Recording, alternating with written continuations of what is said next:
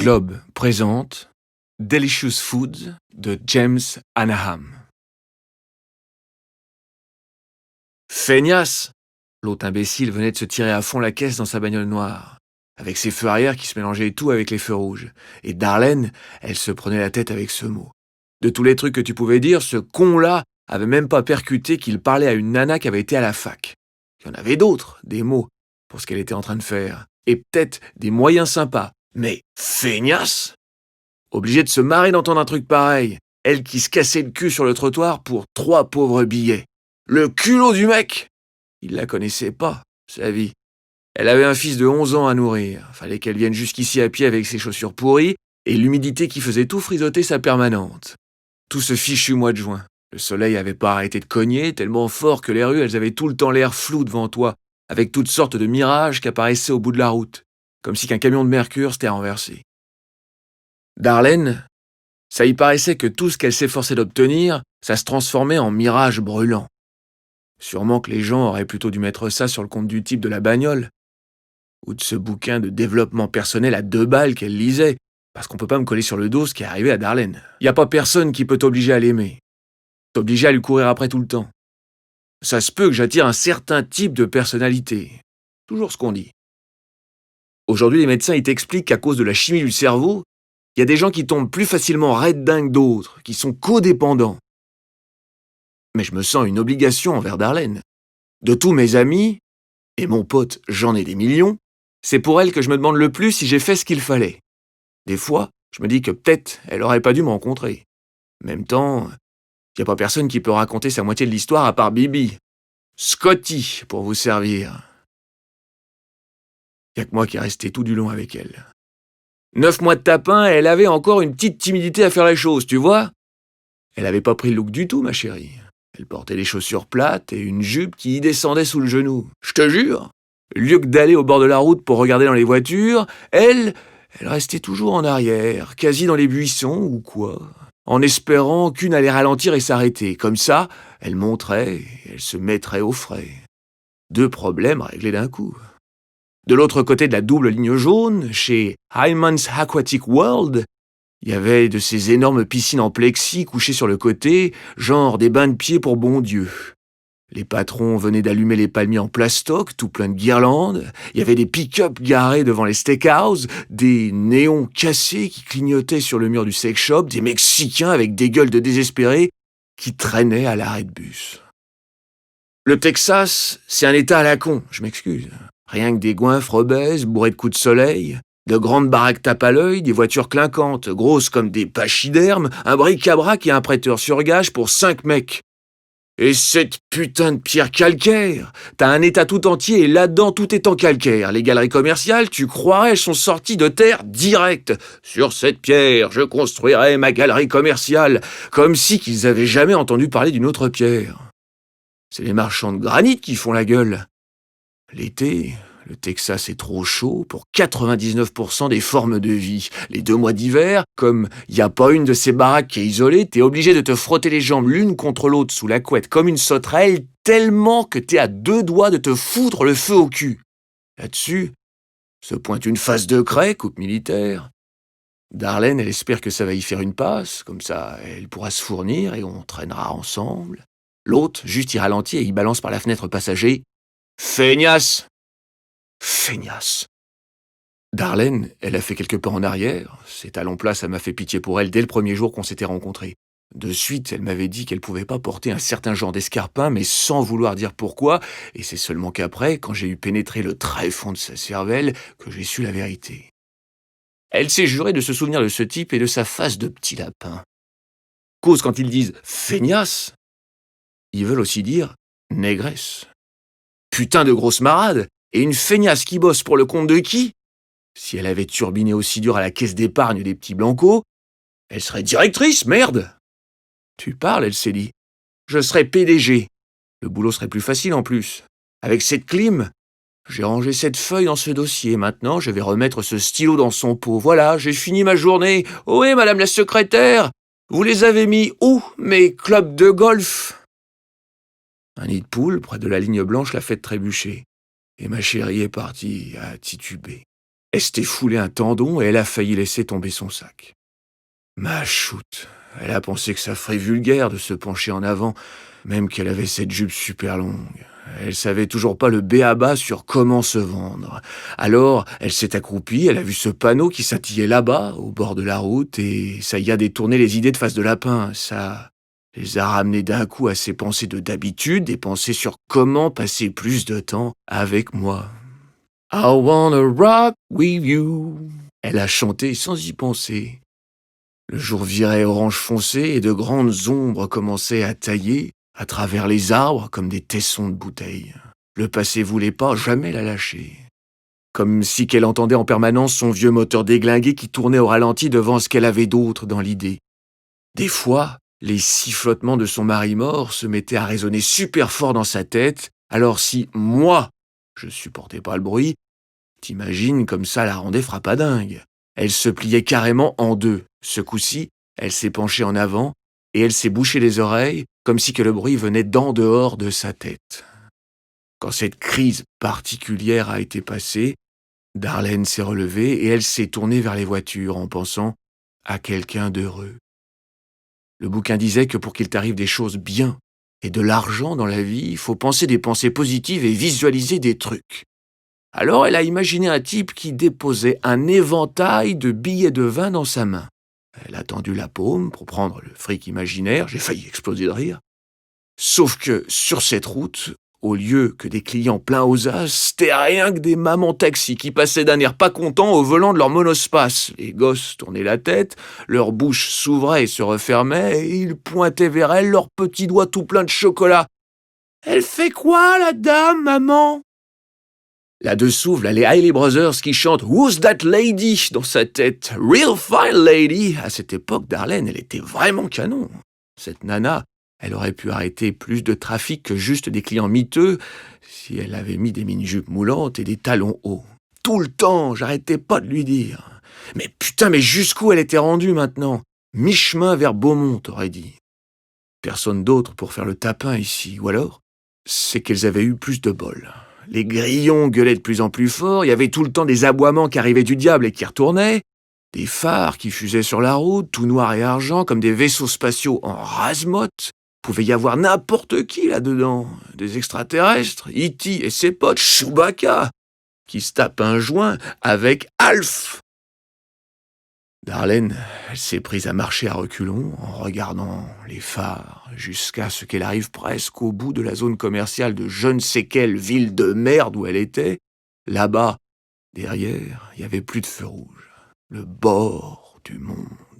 Rien que de la platitude noire. De la terre à broussailles, des arbres rabougris et des petites étoiles qui te ziotent de travers. Attends! C'était un cadavre de corbeau, cette saloperie, non? Juste un bout de pneu explosé sur la bande d'arrêt d'urgence. Le soleil a fini par déclarer forfait et tourner le dos au crépuscule. « Allez vous faire foutre !» il a dit le soleil. « Allez vous faire foutre, tous autant que vous êtes, bande de tarés dépravés. Vous méritez pas ma lumière. Trouvez-vous une autre étoile ?» Devant le parking d'un resto barbecue fermé, deux phares sont arrivés comme des yeux de monstres luisants. Ils ont explosé à la figure de Darlene et alléluia, la voiture a ralenti. Une vieille bagnole à pas cher, une Golf Rabbit ou je sais quoi. Darlene voyait pas à l'intérieur, mais eux, ils voyaient dehors. Alors, la voiture s'est arrêtée sur le gravier. Dedans, il y avait un type avec une gueule toute ronde dans les 50 qui s'est penché par-dessus des genoux pour tourner la manivelle de la vitre. Un frère à la peau claire avec une afro courte, des lunettes comme des culs de bouteille Bordeaux, une vilaine peau. Il tenait une clope de la main gauche, son gros bide contre le volant. Les genoux sur le siège passager, c'était ceux d'un ado maigre comme tout, en chemisette. La peau claire comme celle de l'homme, des jolies lèvres, des oreilles décollées jusque-là, le portrait type du puceau, mort de trouille. Même une débutante, elle aurait vu le coup venir. Un nuage de fumée de cigarette a éclaté au visage de Darlene, alors elle s'est reculée, comme si qu'on y avait lancé un serpent à la gueule, même qu'elle aussi, elle fumait comme une pompière. Elle aurait pu faire chanteuse, je trouvais. Elle bougeait comme une princesse délicate, comme ces nanas classieuses, Marilyn McGoo, Lola Falana, Diana Ross. Sur l'autoradio, Darlene a entendu Rhythm of the Night de DeBarge, alors elle s'est dit « Chouette! Des bourgeois! Ils ont de l'argent !» L'homme s'est penché par-dessus le garçon et il a fait « Qu'est-ce que vous attendez là toute seule, ma belle ?»« Du frais, du fric, de la frie, et se tirer d'ici !» Darlene, elle a entendu cette phrase dans sa tête et j'ai trouvé qu'elle avait un petit rythme sympatoche, alors j'y ai demandé de la dire à voix haute et elle l'a fait. Le père a dit « Pardon ? Qu'on se tire d'ici ?» D'accord, pas de problème. Il a redonné un coup de manivelle, sauf que Darlene a posé ses doigts en haut de la vitre. Alors il a arrêté. Toutes ces conneries qu'on fait par amour, tout cet amour qu'on fait pour la drogue. Le garçon a fait « Elle parlait d'elle, papa, je crois. » Nous, on a remarqué un porte-clés en Scooby-Doo qui se balançait sous le volant, et l'ombre des fils, ça faisait comme une croix gammée. Tous les deux, ça nous a rappelé ce que disait le bouquin. Et les Juifs ? Elle a pensé Darlene, et puis dit aussi. Et les Juifs ? C'est quand même pas eux qu'on a tiré la Shoah sur eux, pas vrai ? Pardon ? A fait le gamin. Les Juifs, vous savez. Elle a montré le porte-clés. Le peuple élu. Les Juifs ? Oui, parce que si les gens sont des antennes, le gamin. Ça va, madame ? Avec leurs pensées positives, je veux dire. Le père a coupé le moteur, enlevé ses lunettes, frotté ses yeux, remis ses lunettes. Il a gratté son afro et il a fait « Ce sera combien ?» Ce quadrillage sur la chemisette du gamin, ça a rappelé à Darlene une nappe de son enfance. Les gens qui me connaissent bien, ils font tout le temps des sauts et des pirouettes intéressantes dans leur tête. La danse des neurones, j'appelle ça. Darlene et moi, on se faisait une petite fièvre du samedi soir à peu près à ce moment-là. On entendait les flûtes de ce tube de Van McCoy. Doot, doot, doot, do the hustle! Darlene a planté un doigt dans le torse du gamin et lui, il a rentré la poitrine comme la courbe d'une banane. On va poser le panier de poulet frit ici, elle a dit en se figurant qu'une petite blague pourrait briser la glace. Comme il pigeait pas, elle a replanté son doigt plus près du nombril. Et la salade de pommes de terre, elle ira là. J'ai explosé de rire, et Darlene aussi, sauf qu'elle s'est raclé les poumons, et ça l'a fait tousser et cracher. Papa! Le père afro a grimacé, il commençait à s'énerver, à s'agiter sur son siège, il a tiré un portefeuille bien mastoc de son pantalon, et il en a sorti 2 billets de 20. Alors Darlene m'a fait « T'as vu ? Il a raison, le livre. J'ai pensé une pensée positive, et voilà les billets de 20 que j'avais imaginés. » Sympa comme truc, j'ai dit. Le type a fait « Ok, voilà mon poulet frit. C'est tout ce que j'ai comme poulet frit. Vous faites quoi pour 40 ?» Elle a levé les sourcils. « Papa, elle est... » Le père a crié et marmonné en même temps. « Toi, t'as juste le droit de fermer ta gueule. Tu vas me prouver que t'es pas comme ça. Ce soir, c'est cette pédale de cousin qui t'a perverti. » Le fils a fermé les yeux et il s'est écarté du père. « Non, papa, c'est pas ce que tu... » Il a ravalé un soupir et caressé la poignée de la portière comme sûrement sa queue quand c'est qu'il est tout seul. Et ensuite, il a donné dedans un coup de poing de petit con. Sa pomme d'Adam est descendue d'un coup en bas de sa gorge et puis remontée aussi sec. Le père a lâché les billets sur les genoux du gamin, mais l'autre a pas bougé. Alors, pendant la pause, ma chérie a ramassé les frères Jackson, tout en douceur, comme si que c'était des bébés. Elle les a repliés en se disant « Mon ticket pour l'aube ». Là, on s'est bien excités, elle et moi.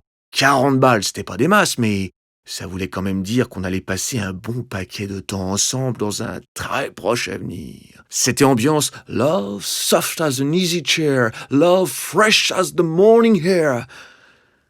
Darlene, elle s'est demandé si des fois on pourrait pas mettre les bouts de suite. Comme ça, elle aurait pas rien d'autre à faire. Elle avait trop de fierté pour ce métier et j'arrêtais pas de lui dire « Ok, d'accord, fais comme tu veux. Moi, je juge personne. » Le père a rompu le silence, il a fait « Tu descends de cette voiture, tu vas dans les buissons et tu la sautes !» Il avait sa lèvre du bas qui dépassait. « Elle a mon fric maintenant !» Le gamin, la main sur la portière, il a répondu « Ton poulet frit, tu veux dire ?» Darlene, elle souriait plus qu'à son ordinaire, cause qu'elle pensait encore aux 40 $ et qu'elle avait oublié que les autres pouvaient l'avoir. Le fils regardait droit devant lui et son visage est devenu tout crispé. « Papa, c'est pas chrétien, papa! Je veux que ce soit spécial ma première fois. Tu disais que tu voulais que j'attende le mariage. » Le père a fait tomber de la cendre dans le cendrier. « Me baratine pas avec ces conneries de première fois. T'as déjà fait des trucs bien dégueulasses. Tu crois que je sais pas? Tu me prends pour un abruti ou quoi ?» Le gamin a tourné les épaules et il s'est penché vers son père pour tâcher que ce qu'il disait, ça reste entre eux. Il a fait « Elle est carrément à l'ouest. C'était quoi ce délire sur la Shoah ?»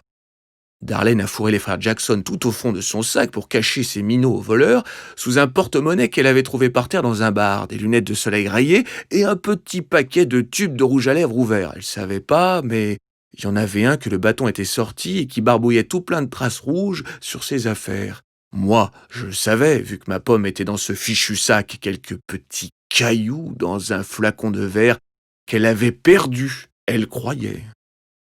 Il y avait de ça 2 mois. Le dimanche de Pâques, un vendeur de voitures cadien, un nègre blanc, comme il disait, l'avait payé pour qu'elle le regarde enfiler une pastèque. Je te jure, le type, il pose la pastèque sur sa table à jeu, dedans, il se découpe un trou rond avec un couteau et il demande à Darlene de le chauffer pendant qu'il fait aller et venir sa queue dans ce petit globe. Ça m'excite qu'on me regarde, il fait à Darlene. J'aime avoir honte. Darlene, elle savait pas quoi dire.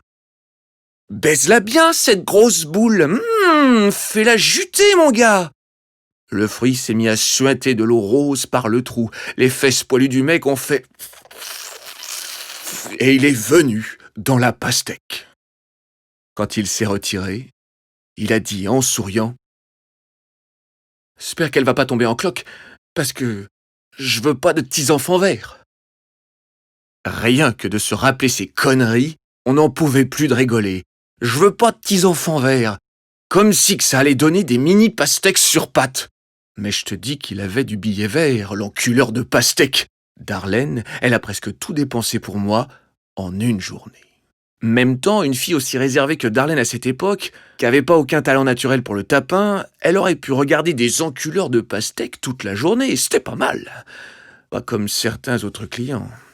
Les pastèques, elle voyait de tout. Brûlure de cigarette, coup de couteau, ceinture en cuir dans le dos, une tringle à rideau dans le cul, tout ça. Elle avait eu ou failli.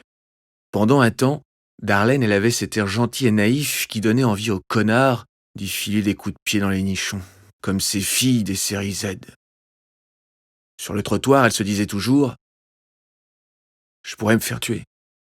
Tellement elle était devenue obsédée de la mort qu'elle prenait rien de précaution. Pour Darlene, se fournir, ça n'avait jamais voulu dire risquer sa vie.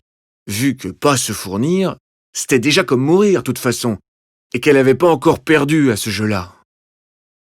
Et mettons qu'elle perde, eh ben tiens, elle en saurait rien. Son idée du paradis, c'était que tous les deux, on pourrait s'en donner 27 heures par jour, 9 jours par semaine, sans que personne vienne juger notre relation. Sans rien de tous ces problèmes qui vous viennent d'avoir un corps. Vous autres, vous croyez qu'un corps, c'est qui vous êtes, mais c'est rien qu'un fichu tas de viande. Darlene, elle commençait à s'écarter tout petit à petit, à penser se barrer en courant, pour où elle n'en avait pas aucune idée. Alors le père y a gueulé de pas bouger. Mais elle n'a pas bien entendu. À ce moment, une autre idée, qu'on venait de coudre ensemble dans sa tête comme un vieux patchwork, est sortie de sa bouche sans qu'elle se rende compte. Une pastèque. De qui elle se moque quand on la tue? Papa, je peux pas faire ça. Je peux pas. Alors démerde-toi pour récupérer mon fric. Quoi? Tu plaisantes, papa? Une ambulance est passée en hurlant, d'abord une note aiguë, et puis une grave, et ça a attiré leur attention. Ils ont attendu comme des criminels que le bruit diminue, que les voitures normales filent de nouveau sur l'asphalte, comme ça, ils pourraient être assez calmes pour pas faire attention au bruit autour, et du coup Darlene, elle a fait quelques mini-pas pour s'éloigner avant que les bruits de d'habitude reviennent. Le gamin a tourné les yeux vers la tête de son père, puis le visage de Darlene, et il s'est repivoté. D'abord, il a demandé poliment « J'allais, m'dame ?» et il a ouvert la portière. Le mot dame lui-même, ça l'a fait reculer plus vite, comme une insulte pour y rappeler qui elle aurait dû être. Alors, elle s'est retournée pour se barrer vers l'entrée poussiéreuse du barbecue, en se disant que les frères Jackson étaient à elle maintenant, et qu'elle n'avait pas rien eu à faire aux gosses. Un cow-boy en plastique sur un cheval rouge qui ruait se balançait du toit.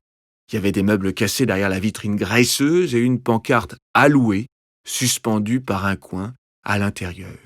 Le père a poussé le fiston contre la portière. « Qu'est-ce que ton blême, petit nègre? Récupère-moi ce fric !»« Aïe, mon coude !»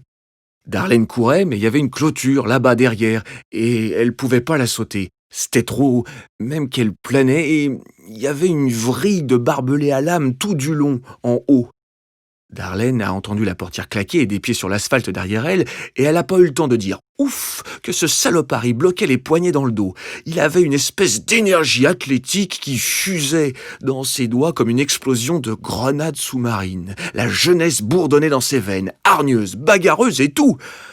Darlene s'est rebiffée, elle donnait des coups de pied en arrière pour essayer de trouver ses couilles avec son talon, sauf qu'elle arrêtait pas de taper dans son sac sans faire exprès. Elle avait pas son genre de force. Il y avait un frère, un vagabond, couché près de la benne à ordures, sans chaussures, qui montrait à tout le monde ses vilains pieds enflés comme tout. Sur un, il y avait une plaie ouverte et toute cette viande, ça attirait les mouches. Darlene, elle criait au meurtre et au viol, mais le clodo a juste levé la tête sans réagir plus que ça. La main du garçon s'est plaquée sur la bouche de Darlene et elle avait un goût de savon, plus propre que certains des derniers repas de ma copine. Alors elle a léché la peau entre les doigts pour qu'il lâche son visage, mais lui, il a resserré encore plus sa prise sur sa mâchoire. Le clodo a levé la tête et il l'a reposée. Une bouteille d'Old Crow y servait d'oreiller et de doudou. Le gamin a lâché la bouche de Darlene et trouvé comment rentrer sa main dans le sac pour farfouiller dedans sans la lâcher. Quand il a eu l'argent, le sac est tombé du bras de Darlene et il a donné une poussée à ma chérie. Elle s'est tordue la cheville et elle est tombée tête la première sur le coin du trottoir à côté de la benne. Et de suite, elle a senti que son nez, sa lèvre et son visage enflaient. Une voiture de police a ralenti à 50 mètres sur la route. Un flic a regardé ce qui se passait depuis le côté passager, mais ils se sont pas arrêtés. Sans doute que le père avait dit « Tout va bien ». Darlene a craché 2 dents et senti une 3e qui bougeait tellement qu'elle s'est détachée quand elle l'a touchée avec sa langue. Elle a fait rouler cette pépée dans sa bouche. Ça, je crois que ça l'a rendue encore plus dingo. Pas qu'elle soit prétentieuse, mais fallait qu'elle reste jolie pour attirer le client. Je m'arrangeais que ça, au moins, elle le sache. Elle a ramassé ses chicots, elle les a mis dans la poche de sa jupe et elle s'est précipitée après le gamin. Elle y a sauté sur le dos juste au moment qu'il attrapait la poignée de la portière et elle a essayé de l'étrangler en s'accrochant au col de sa chemise. La vache! Elle les voulait, ces $40, quelque chose de bien. Mais un puissant démon a aussi surgi par surprise du gosse. Il s'est débarrassé d'elle et y a flanqué une baigne dans la joue. La tête de Darlene est partie d'un coup en arrière et puis elle a titubé et elle s'est pliée en 2. Une violente douleur sourde est montée de son nez vers son crâne. Elle pouvait plus tourner le cou sans que ça fasse mal et elle avait un goût de fer et de sel dans la bouche. Elle s'est tâté la lèvre et elle a écarté sa main pour voir le bout de ses doigts rouges cerises et toutes ses lignes d'amour et de cœur et de destin étaient trempées de sang. Les roues de la bagnole ont tressauté sur le gravier et puis elle a repris la route. Elle a rapetissé au loin jusqu'à ce qu'on pouvait plus la voir. La poussière s'est mélangée avec le goût de sable métallique dans la bouche de Darlene et elle a recraché le sang et le sable par terre. Ses gencives la lançaient, mais alors méchamment. $40. Putain, Darlene, j'ai dit, on aurait pu avoir notre compte pour au moins une journée. Autant j'aimais Darlene, autant j'ai pas pu cacher ma déception. Des fois, ça peut m'arriver de m'énerver. Pas que j'en sois fier, mais Darlene, elle avait ce truc de craquer sous la pression. Alors j'ai piqué ma crise, j'ai pété un câble, je beuglais, je jurais, je l'accusais comme quoi elle m'était pas fidèle. Après, je crois que j'ai dit cash que je la laisserai pas rentrer à la maison tant qu'elle aura pas trouvé un peu de thune pour qu'on se fasse la danse des neurones, 27 heures par jour, 9 jours par semaine. Elle m'a regardé avec ses joues toutes creuses. Qui est-ce qui va ramasser une pauvre cloche comme moi maintenant? Elle m'a demandé, avec mon visage démoli, 3 dents en moins et pas de chaussures. Je ne peux plus faire ça. C'est affreux, j'abandonne. Mais putain, j'ai gueulé. Peut-être bien qu'il avait raison, coupe militaire. Peut-être bien que t'es vraiment une feignasse, espèce de... Je m'égosillais dans sa tête. J'y ai balancé des tonnes d'insultes, mais alors méchantes, je peux même pas les répéter ici. J'y ai fait. Tu veux pas vraiment être avec moi, tu m'aimes pas. J'en pleurais. Elle m'a fait chialer. Scotty! Elle a crié. Arrête, je t'en prie. Dis-moi juste où trouver l'argent maintenant. Scotty, je t'aime, je te jure. Je ferai n'importe quoi pour toi. J'ai tourné son visage vers la route. Va là-bas. J'y ai dit. Y a rien de honteux à essayer de survivre, ma conne. La rue a toujours une réponse, tu le savais pas? Et bien sûr, j'avais raison.